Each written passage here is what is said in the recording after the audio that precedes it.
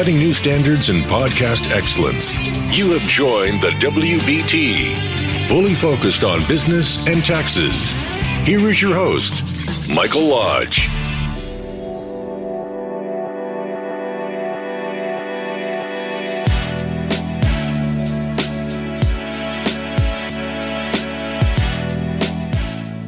And welcome to the WBT. This is Michael Lodge. I'm so glad that you are here with me. Today, you and I, our conversation is going to be about taking a crisis and turning it into a possibility. I'll be right back. This is brought to you by Lodge & Co., a business and tax advisory firm where your success is our goal. Call us today toll-free at 888-681-1518 or visit us at www.lodge-co.com and learn more about what we can do for you. Lodge & Co., your source for sound business and tax services. So it's truly amazing that in life and in business, at some point in time, you can have a crisis in your life. It may be a big crisis or it may be a small crisis, but it's a crisis. In crisis, from a crisis, it's something that you can learn something from. You can take a crisis and turn it into options, possibilities. You can take that crisis and say, okay, what am I learning from this? I know it's hurting me right now. How am I going to plan for it? How am I going to get it done? How am I going to get through it? And what along the way is going to pop up that will turn into a possibility that will help your company or yourself become better? And it happens. I'm telling you that because it has happened to me. Now, in my crisis, I had to deal with one individual only that created the crisis. But I also had to take the responsibility and say, why didn't I have my ears open? Why didn't I have my mind open? Why was I not listening? Why didn't I take action? Was there anything along the way that I should have been listening to or improving on and doing better at? Now, in the crisis, it's so easy to blame somebody else. When in actuality, even though somebody else created the crisis, you have to take responsibility for why it happened. You have to take responsibility. What happened that you didn't pay attention to that you could have changed during the course of time before that crisis happened? And then as the crisis is going along, and you're having to deal with clients, and you're having to deal with people, and press, and everything else that gets out there, you're learning so much along the way that you can help other people with. And that is the truth. When the crisis happened in my life, it was such a big surprise to me because it happened, boom, just like that. And when the crisis started, I thought, my gosh, how am I ever going to get out of this? Employees began to resign because they didn't know which direction the company was going to go. I had clients that I still had to deal with because I couldn't stop. I still had to service my clients. Even though employees were leaving me, I still had the responsibility to do, and that was to service my clients. So we had to sit down, we had a plan, we had to say who's going to talk, who's going to be the communicator, who's going to be doing this, how are we going to get all this done? And I literally sat down at the desk and just started doing the stuff that I need to do for my clients. And I had one of my other staff members that stayed with me start being the communicator between all the clients. And then there was that doubt in your mind, because it is a crisis that you're going through. Am I going to be able to make it through this? But then you saw, as you try to deal with it, you begin to open up your mind and you say, oh, okay, I have to take responsibility for this. I now have to move the company forward. And I may need to change something in myself and within the company. That was a process that I went through. Now, this crisis happened about 4 years ago. And for 3 years, I started slowly thinking about what I wanted to do.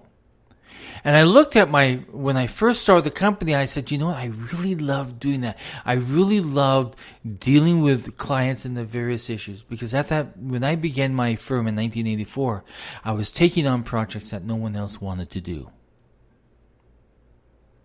And so when the crisis came, I said, you know what, I want to go back to what I was doing. I was helping people resolve conflict. I was helping people trying to get things done that no one else wanted to do. And I was listening. And I was listening because I had this desire to learn.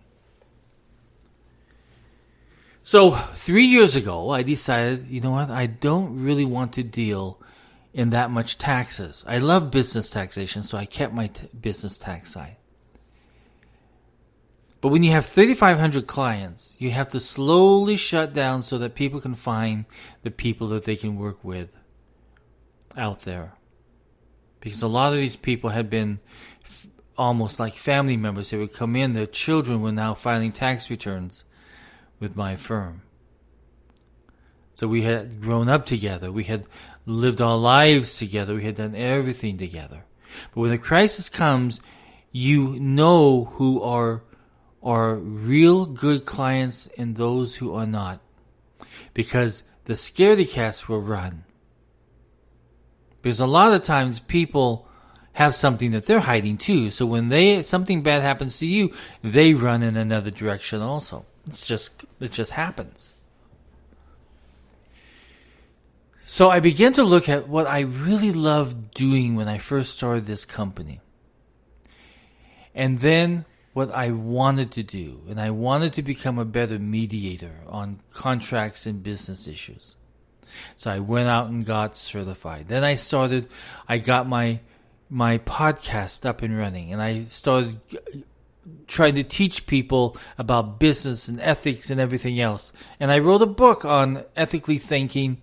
It's not that hard, and that's on Amazon. So I wrote a book. And I began the process of changing the way that I wanted to do business. So I had a crisis that took me into a really positive direction. I know that's hard to realize, but sometimes good comes out of bad. The majority of the time, good comes out of bad. Because why? Because it makes us stronger people. I remember people would always say, what do you tell people when they say, why do bad things happen to me? And the answer is this: it makes you a better person. But you have to take what you've learned and apply it. Execute it. And do something different. With every crisis, I am telling you, based on my experience and based on what I've worked with other companies and other individuals who have gone through crisis, is that they become much better people. They learn to listen more. They become very less judgmental about people. They become teachers themselves because they have gone through bad stuff. And life changes. Now, if you want to sit there and start blaming people all day long, you're not going to move any further. You're just going to sit there and you're going to point fingers and you're going to blame, and you're not going to get anywhere. You're going to be the same old miserable person now. 20, 30 years from now, you will never change. Because you've made the decision to say, poor me. It happened to me. It was somebody else's fault, when actually you should have been listening and watching a little bit more. And you decided to sit there instead of standing up and doing something better from the process that you learned from. I tell you, a crisis is one of those things that you never want to have to go through, but it will happen at some point in time. But when it does, learn from it and change. That's what you have to do. Learn and change. Sometimes it's not easy. Sometimes the crisis lasts a long time. Even to this day, I have people sending a text or posting something that has to do with something that happened 4 years ago because it's still in their mind. They still want to hash it out. They still want to point fingers. They still want to blame other people. And they don't want to take the responsibility of themselves because what they did was also wrong. I still get those emails. I got some really nasty emails when all this crisis was happening. It was the worst time. I would get envelopes with condoms in it saying, where you're going to need this. People I didn't even know, but they had read it in the press. Now, the crisis had nothing to do with what I did. I didn't break the law. I didn't do anything else. But it was based upon what a high-ranking person in my company had done. But I should have been listening, so I take the responsibility of it. I should have been watching. But at that time, I was running the real estate company I had. I had a healthcare staffing firm. We were representing companies out of Asia on high-rise properties and dealing with all that. And then I was also doing tax returns for my business clients. But I wasn't watching the people who were doing the individual side. And that's my fault, right? But out of this whole thing, I learned that I'm a really good mediator. And I've been doing mediation since 1984 when I started this, in helping companies resolve issues. Now, back then, we really didn't call it mediators.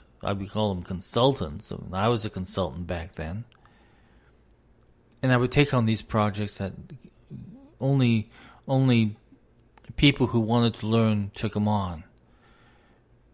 And I took on cogeneration power facilities and independent power plants and gas running through the lines and natural gas running through the lines and the making of paperboard and it goes on and on.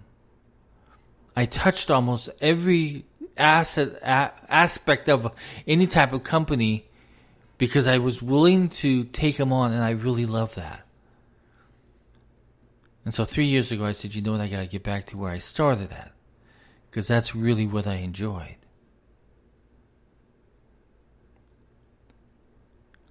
So out of this crisis, I decided, one, I'm going to become a really good certified mediator, because I've been through everything with every single client. I know what to listen for, and I know how to resolve issues.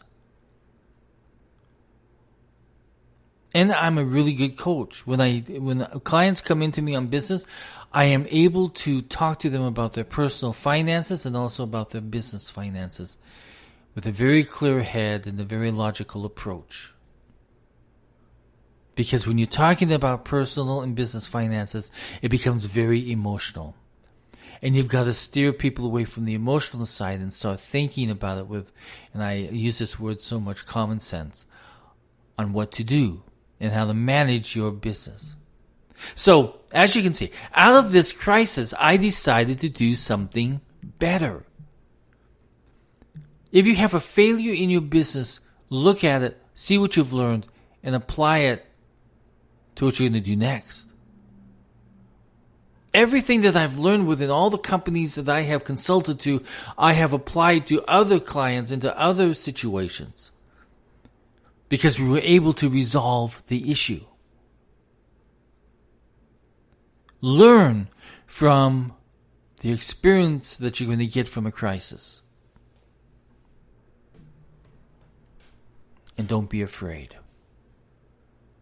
Never be afraid. It's awful when it happens. But if you examine what you've learned through this crisis, you will go so far. And in many other directions that you never thought you would ever go. So when you have a crisis, if you have a failure, turn it around and make it into a possibility, and look at the options as it comes your way. It's very easy. But at the time that it's happening, you're going to feel that the world is crushing in on you,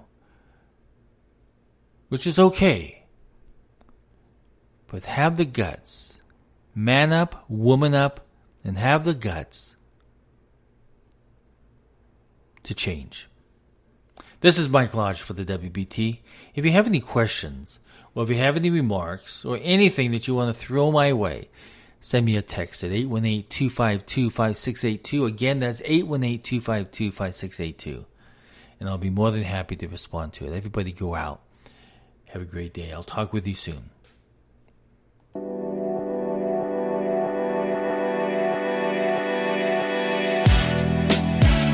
Thank you for listening to the WBT with Michael Lodge. Join us again tomorrow as we explore more about business and taxes. Follow us on iHeartRadio and go to our podcast website at www.wbtpod.com and listen to all of our podcasts and read our blogs. This podcast has been produced by Michael Lodge, fully focused on content.